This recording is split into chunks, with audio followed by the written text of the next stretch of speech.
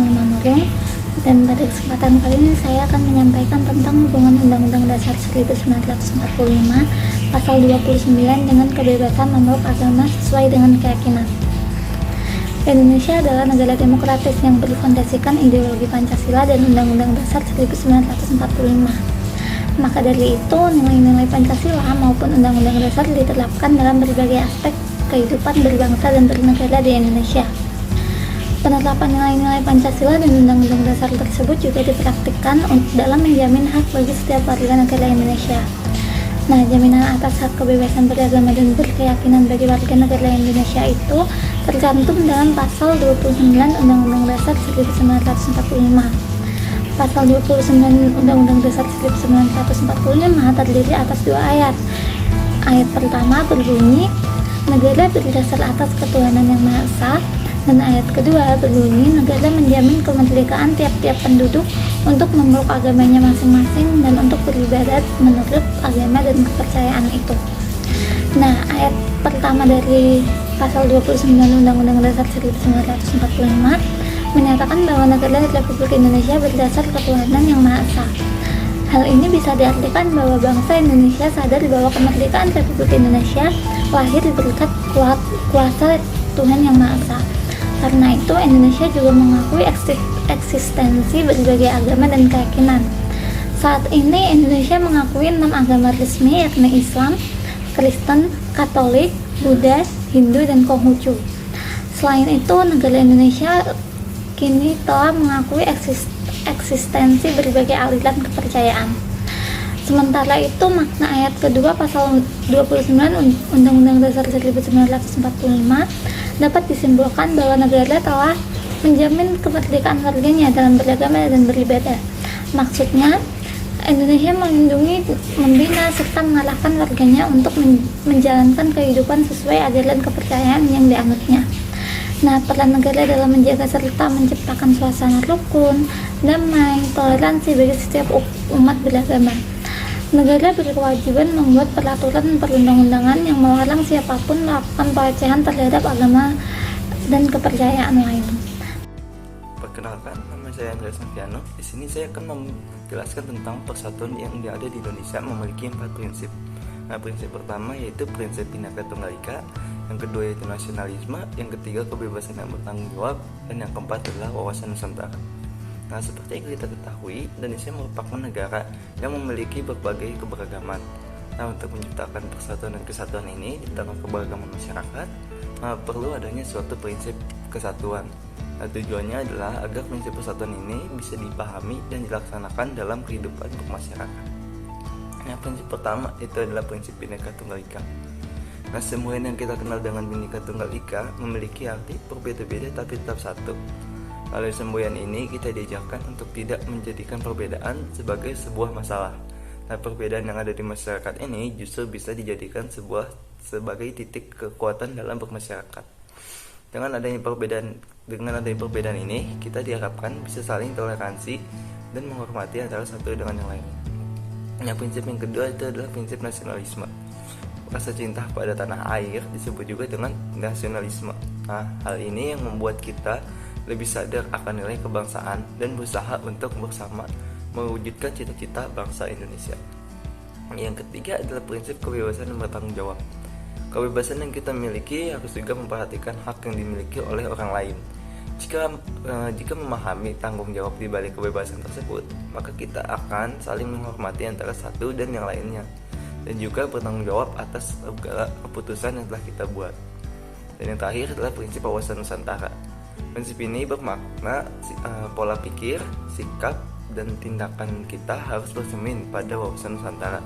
Artinya tertuju pada kepentingan seluruh rakyat Indonesia. Saya Zivanya dari FG3 dengan nomor NIM 210444158. Saya akan menjelaskan tentang memperkuat integrasi bangsa melalui toleransi antar umat beragama. Bangsa Indonesia dikenal sebagai bangsa yang majemuk, ditandai dengan banyaknya etnis, suku, agama, bahasa, budaya, dan adat istiadat. Untuk persoalan agama, negara Indonesia ini bukanlah sebuah negara teokrasi yang landasan hukumnya dengan dasar nilai-nilai ketuhanan. negara Indonesia ini merupakan negara demokrasi.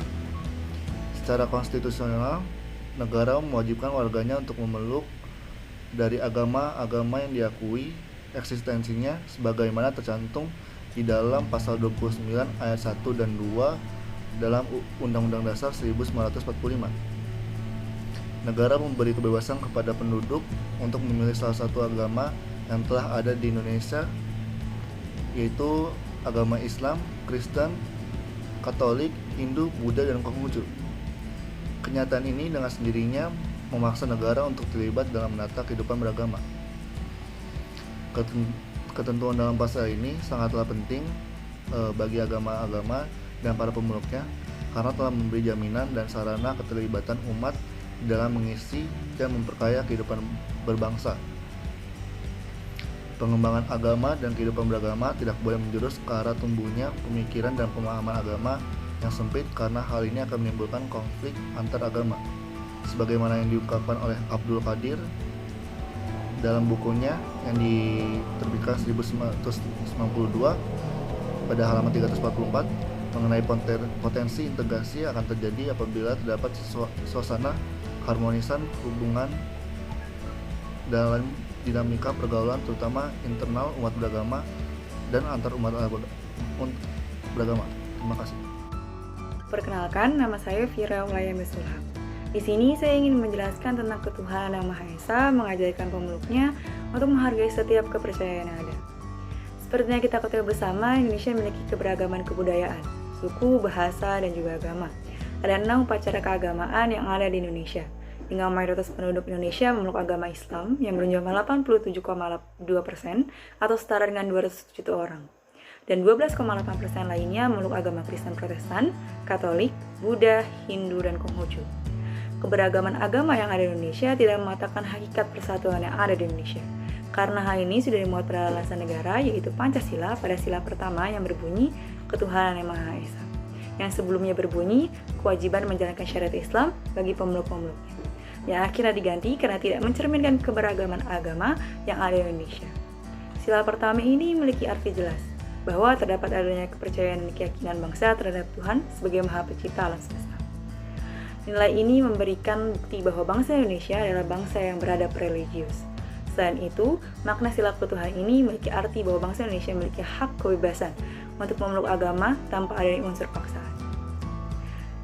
Sila ini bermakna bahwa segala aspek penyelenggaraan hidup bernegara harus sesuai dengan nilai-nilai yang berasal dari ketuhanan.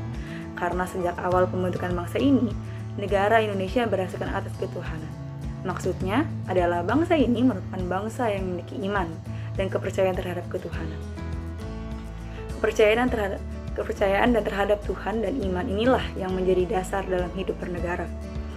Setiap agama yang ada di Indonesia juga mengajarkan hal yang sama, yaitu menghargai keyakinan yang berbeda dengan keyakinan yang kita imani, karena pada dasar hakikat dari beragama adalah tidak ada unsur pemaksaan dari luar individu. Persatuan Indonesia menjunjung tinggi hak dan kewajiban yang sama. Persatuan rakyat Indonesia adalah sebuah kekuatan dasar yang dibutuhkan untuk mempertahankan keamanan dan pertahanan Indonesia dari ancaman yang berasal dari dalam maupun luar negeri. Penting bagi kita semua untuk selalu menjaga persatuan dan kesatuan di tengah masyarakat dengan tidak mudah dipecah belah. Hak dan kewajiban hak asasi manusia dalam nilai dasar Pancasila. Sila ketiga Pancasila berbunyi Persatuan Indonesia. Sila ini menjamin bahwa setiap manusia berhak bergaul dan bersatu dengan semangat persaudaraan. Hal ini kemudian diimbangi dengan kewajiban sebagai warga negara. Kewajiban yang dimaksud meliputi saling membantu, menghormati, serta menempatkan kepentingan bangsa di atas kepentingan pribadi atau kelompok. Asas kebangsaan atau persatuan dalam kebinekaan, yaitu setiap warga negara mempunyai kedudukan, hak, dan kewajiban yang sama. Asas ini menunjukkan bahwa bangsa Indonesia bebas untuk menentukan nasibnya sendiri dan berdaulat, sehingga tidak membolehkan adanya campur tangan atau intervensi dari bangsa lain dalam hal mengenai urusan dalam negeri. Beberapa sikap yang termasuk mengamalkan hak serta kewajiban dalam sila ketiga, yaitu yang pertama, sikap rela berkorban untuk bangsa. Yang kedua, bergaul dengan sesama manusia. Yang ketiga, menempatkan kepentingan bangsa di atas kepentingan pribadi atau kelompok. Yang keempat, selalu menjunjung tinggi persatuan sesuai semboyan Bhinneka Tunggal Ika. Dalam sila ini, kita juga memiliki hak dan kewajiban sebagai warga negara sebagai berikut. Yang pertama, berhak ikut serta dalam bela negara. Yang kedua, berhak untuk menjadi abdi negara. Yang ketiga, wajib memupuk persatuan berdasarkan Bhinneka Tunggal Ika. Dan yang terakhir, wajib menghargai dan menghormati serta perbedaan yang ada di Indonesia.